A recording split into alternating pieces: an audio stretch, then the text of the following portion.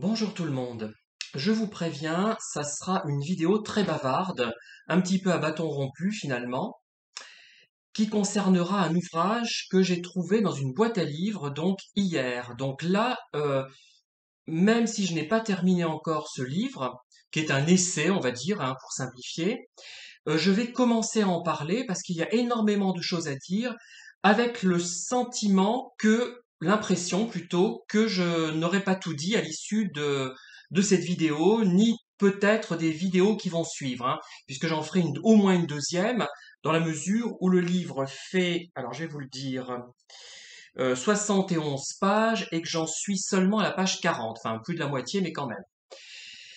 Alors, quand on se dirige sur une boîte à livres, enfin, moi, quand je me dirige sur une boîte à livres, de plus en plus, j'ai envie de trouver un livre magique finalement, un livre mystérieux, un livre extraordinaire qui va un peu changer ma vie et qui va me donner une direction. Je sais, ce n'est pas une approche scientifique, hein, parce que moi j'ai été formé à la psychologie, aux sciences sociales et sciences de l'éducation, contrairement à ce que l'on croit, hein, parce qu'il y a des gens qui croient que je n'ai pas fait du tout d'études, vu que je suis très bien payé, hein.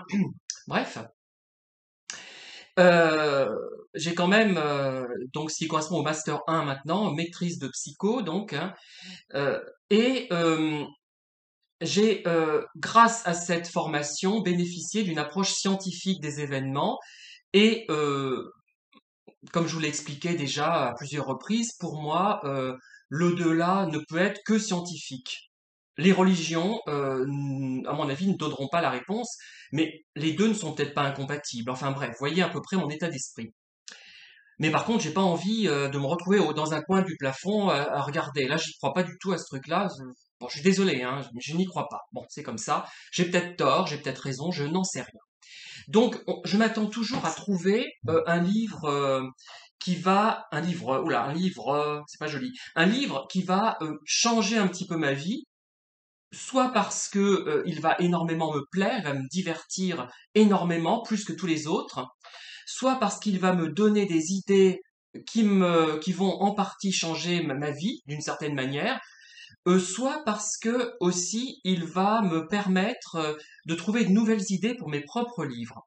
Alors j'en ai écrit beaucoup, auto-édités, et de toute façon, j'ai eu la chance de ne pas plaire beaucoup, hein. Mes premiers romans n'ont pas plu, n'ont pas intéressé, n'ont pas été compris surtout, parce que ça m'a permis d'aller voir ailleurs et d'explorer de nombreux domaines et de faire différents types de livres, plus ou moins réussis, hein. Il y en a que je trouve bien, et d'autres un peu moins bien, après coup souvent, parce que sur le moment on en est content. C'est un an après qu'on commence à se dire, mais ça ne me plaît plus, la manière dont j'ai écrit ce livre. Il y a des passages qui continuent à me plaire, hein, plusieurs années après, et d'autres pas, quand je retombe dessus. Et parfois j'en suis au point où je ne reconnais même pas, je ne me reconnais pas, voilà, dans le style d'écriture. Par contre, dans le fond, je reste à peu près toujours le même. Mais je ne vais pas parler de moi, enfin, je vais parler de moi à travers un livre qui tranche vraiment sur les autres.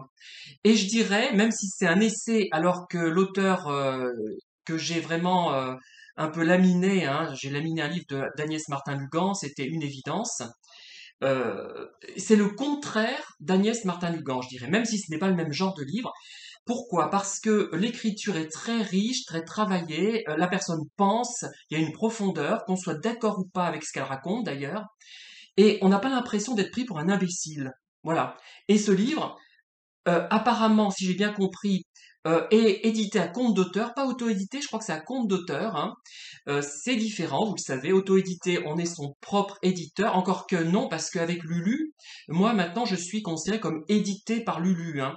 Et puisque je touche des revenus directement par le biais de Lulu, par le biais de la distribution globale, hein. Donc je suis édité d'une certaine manière, mais initialement Lulu, enfin c'est une société d'auto-édition. C'est un éditeur d'auto-édition. Je ne sais pas si vous voyez ce que je veux dire, hein. C'est peut-être pas très clair. Voilà. Bien. Et donc ce livre, je vais vous dire ce que c'est. Donc moi je considère que c'est un essai, c'est-à-dire que euh, l'auteur parle à quelqu'un, une personne, qui est une allégorie, en fait, une muse, c'est l'écriture. Voilà, c'est l'allégorie de l'écriture, en simplifiant. Et cette auteure, elle s'appelle Graciane Astoy ou Astoy. Alors, je ne sais pas comment ça se prononce. Je viens de me rendre compte à l'instant, je ne sais pas. Astoy, je pense. Et ça s'appelle Règlement de compte d'auteur. Bah oui, c'est un livre édité à compte d'auteur, règlement de compte d'auteur, bon voilà. Alors, déjà, elle a une écriture fondamentalement différente de la mienne. Et donc, ça aurait pu me bloquer. Mais non, là, ça ne me bloque pas parce que elle ne se fiche pas de la figure du lecteur. C'est évident. Elle n'est pas prétentieuse, elle n'est pas snob. Il y a une sincérité, si tant est que ce terme a vraiment un sens. Mais enfin, on voit qu'elle a envie d'écrire ça, qu'elle a besoin d'écrire ça. Voilà. C'est pas quelqu'un qui essaie de vendre un livre inepte. Il y a certains éditeurs dans la région, il y a Deboré, hein, où ce sont des livres formatés. Après, il y a aussi de très bons livres formatés, j'en ai parlé déjà, hein. Je pense notamment au pseudonyme Caroline Keane, qui depuis 1930 voit se succéder de nombreux auteurs, essentiellement des femmes d'ailleurs, si je me souviens bien, pour la série Alice et Sœur Parker. Donc là, ce sont de bons produits où on n'a pas l'impression d'être pris pour un imbécile, même si ce sont des ouvrages manifestement formatés, hein. Les auteurs payés pour faire cela, qui n'écrivaient pas sous leur vrai nom, qui écrivaient sous le nom de Caroline Keane, avaient des directives, je pense, hein. Il y avait une trame minimale à respecter, enfin, des personnages et des caractéristiques de personnages à respecter. Elle n'était pas complètement libre, mais enfin quand même, hein, ça laissait, voilà. Donc il y a quand même de bons produits, il y en a de très mauvais aussi, hein. J'en ai parlé récemment dans des shows, hein. Bref, je vais me faire détester, mais peu importe, c'est déjà le cas, hein. Donc, enfin, même pas ça, je crois que voilà, bon.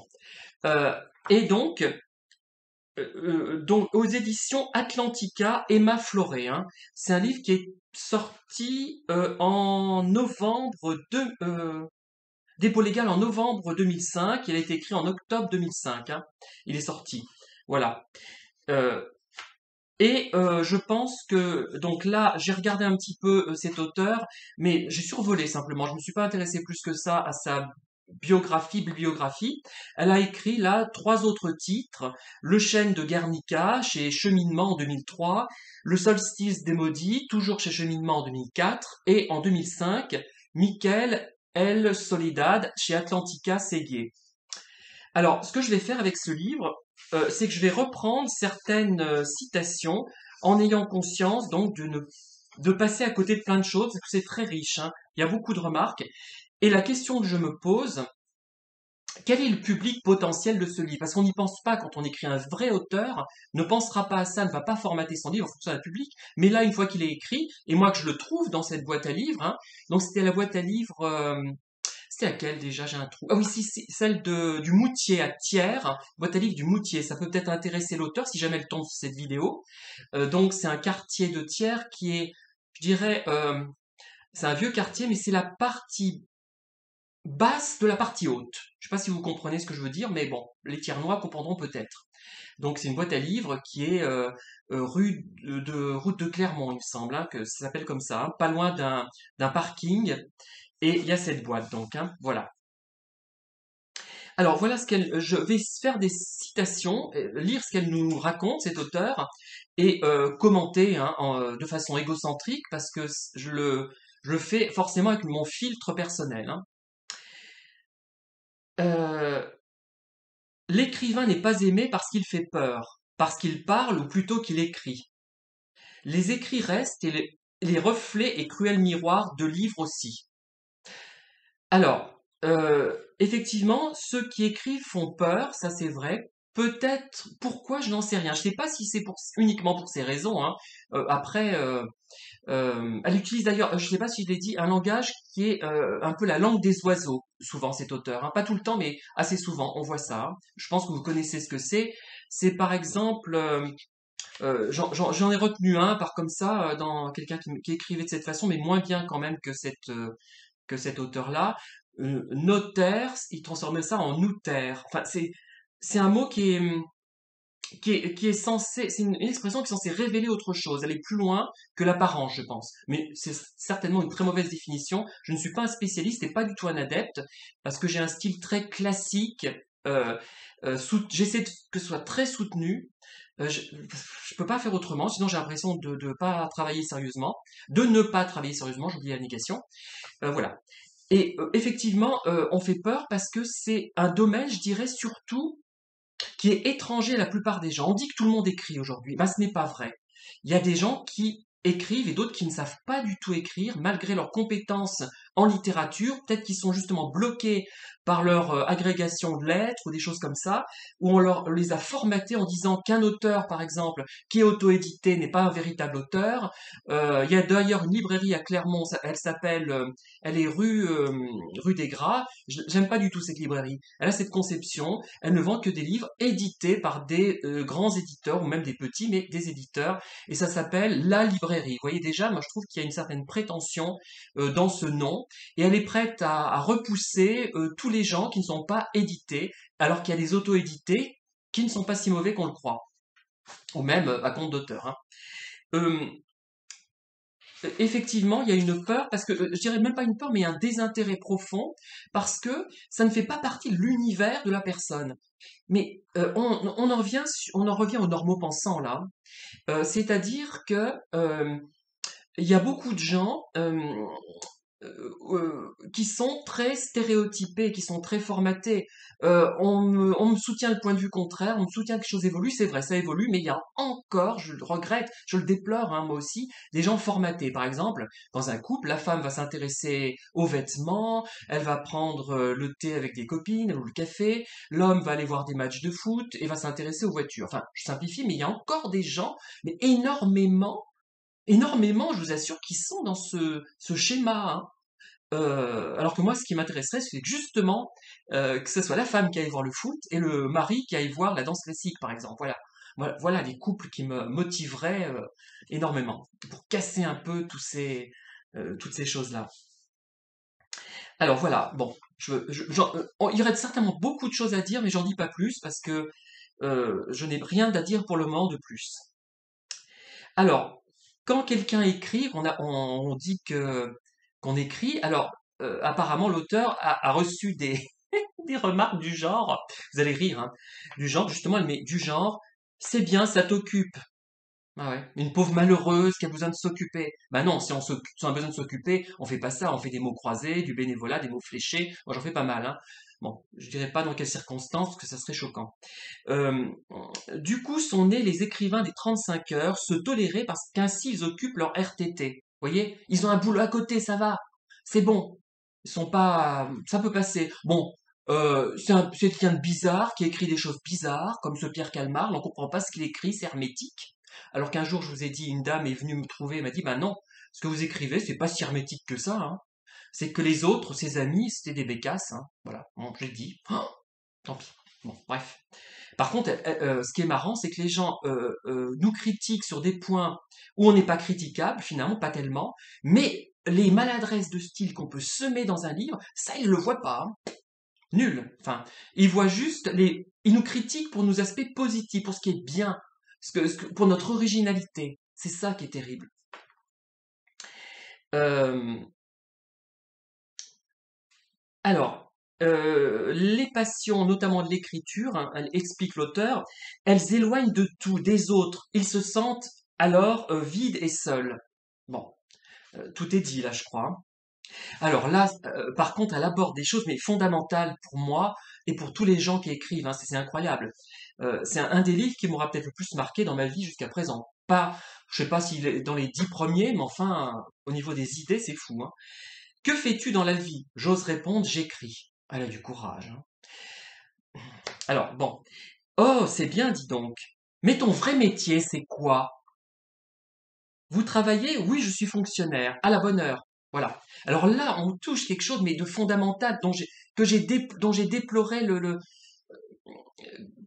que j'ai déploré pendant des dizaines de vidéos. Sans doute vous avez m'entendu récriminer là-dessus. Mais c'est horrible. Par exemple, sur des chats, vous parlez, vous dites tiens bonjour. Moi je dis, je suis comme Françoise Sagan d'ailleurs dans un livre. Genre j'aime pas tant que ça cet auteur, mais elle a raison. Un de ses personnages dit par exemple que quand elle connaît une nouvelle personne, elle veut savoir non pas son métier, mais ce qu'il lit. Voilà. Moi, c'est un peu ça. Peut-être pas tout à fait. Ce qu'il fait, quel sport il pratique en dehors de son travail, qu'est-ce qu'il lit comme livre, qu'est-ce qu'il regarde à la télé, mais des choses basiques même, mais des choses qui ne sont pas forcément liées au travail. Et là, sur ces chats, on vous demande, euh, et moi, soit je réponds pas quand on me demande ça et j'arrête la conversation. Là, pour moi, la relation est terminée. Ça renvoie d'ailleurs à des vidéos de Christine Mortamé sur les normaux-pensants, les profils atypiques. Moi, je me considère pas comme un profil doué. C'est pas ça. Moi, je suis atypique au niveau de la sensibilité. Je n'ai aucune intelligence particulière. Je suis moyen. Je n'ai pas de raisonnement. J'ai toujours eu, j'ai une scolarité moyenne. Hein. J'ai pas redoublé jusqu'à la terminale, mais après, enfin, en terminale non plus d'ailleurs. En fac, si, mais voilà, parce que j'avais une mauvaise méthode de travail, parce que je n'étais pas spécialement doué. Ce n'est pas ça le vrai problème. C'est qu'il y a des gens qui sont plus ou moins remplis, plus ou moins profonds, entre guillemets, plus ou moins creux. Et moi, je fais pas trop partie des gens vraiment creux. C'est ça la différence. Et que Christine Mortamé n'a pas compris exactement d'ailleurs. Hein. Elle a pas compris. euh, Elle n'a pas dû rencontrer des gens comme moi. C'est pas possible. Sinon, je dirais pas ça. Mais si, ce qu'elle raconte est très intéressant. Sinon, hein. Pas de problème. Hein. Et voilà. Et donc, moi, je commence à dire, ben, j'écris. Parce que j'ai pas envie forcément de parler de mon métier, qui m'intéresse d'ailleurs, hein, mais qui n'est pas vital. C'est-à-dire que si on m'en privait du jour au lendemain, je m'en passerais, alors que je pourrais pas me passer d'écrire. Bon, différentes choses d'ailleurs, dans différents genres. Hein, j'ai pas de genre privilégié. Et la personne réagit très mal généralement à cela. Elle dit tu veux pas me parler, tu veux pas dire ce que tu fais. Euh, c'est fini, la relation est finie. Vous êtes tombé sur une personne classique, banale, normopensante, qui essaie d'évaluer où vous êtes par rapport à un métier qui vous rapporte de l'argent, pour voir quel niveau social vous avez et quel niveau intellectuel vous avez. Et effectivement, l'écriture est associée à une certaine intelligence, ce qui est faux d'ailleurs, parce que je suis désolé, je ne vais pas encore citer un auteur, parce que là je vais me prendre un procès. Il y a des gens qui manifestement soit écrivent pour faire plaisir au public, pour gagner de l'argent, mais leurs livres ne démontrent strictement aucune intelligence, aucune sensibilité. Hein. Et je pourrais citer quelques noms, mais je ne le ferai pas. Voilà. Donc, et ils ont peur de quelqu'un qui risque de les dominer intellectuellement, qui va, comme on dit, se prendre la tête, et ça les dérange beaucoup. Alors qu'un métier, ça entre dans une case, on est dans une case. On est identifié. Écrivain, ce n'est pas un métier, c'est flou, parce qu'on ne peut pas en vivre, à part, comme le signale d'ailleurs cet auteur, à part quelques personnes sur Terre, une vingtaine peut-être en France, je sais pas, peut-être plus, peut-être 50 on va dire, on ne peut pas en vivre, on est obligé d'avoir quelque chose à côté ou d'avoir de l'argent ou d'être de rente entre guillemets ou d'être retraité. Hein, voilà. Et ça c'est un problème majeur qu'elle met en évidence là. Vraiment c'est important de le dire. Hein, ça, il faut le dire et le redire. Euh, si vous êtes face à quelqu'un comme nous, parce que là c'est un profil atypique aussi, hein, je sais pas si elle est haut potentiel ou intellectuelle ou seulement au niveau de la sensibilité, je n'en sais rien. Bon, elle est intelligente, c'est sûr, mais bon, jusqu'à quel point je n'en sais rien, on peut pas se rendre compte. J'ai lu 40 pages de ce qu'elle a écrit. Eh ben, elle est atypique en tout cas, et sa vie ne doit pas être bien marrante. Hein. Voilà. Ben, bon, si, il y a des bons moments, mais on essaie finalement de d'oublier. Moi, je bois pas, hein, ça se voit d'ailleurs, je suis pas complètement. Je crois que j'ai un peu rouge là, mais bon. Mais voilà. Et ah, autre phrase. Donc il y a pire, la honte que toi tu infliges à tes créateurs, car s'ils n'ont pas le succès escompté, ils deviennent des minables et hontés. C'est joli comme tournure à la Justine, hein, cette personne. Ils t'ont tout donné, tout offert, et si par malheur la starisation ne les concrétise pas, ils sont indignes de toi, des salis qui s'étaient rêvés bâtisseurs. Voilà, bah oui.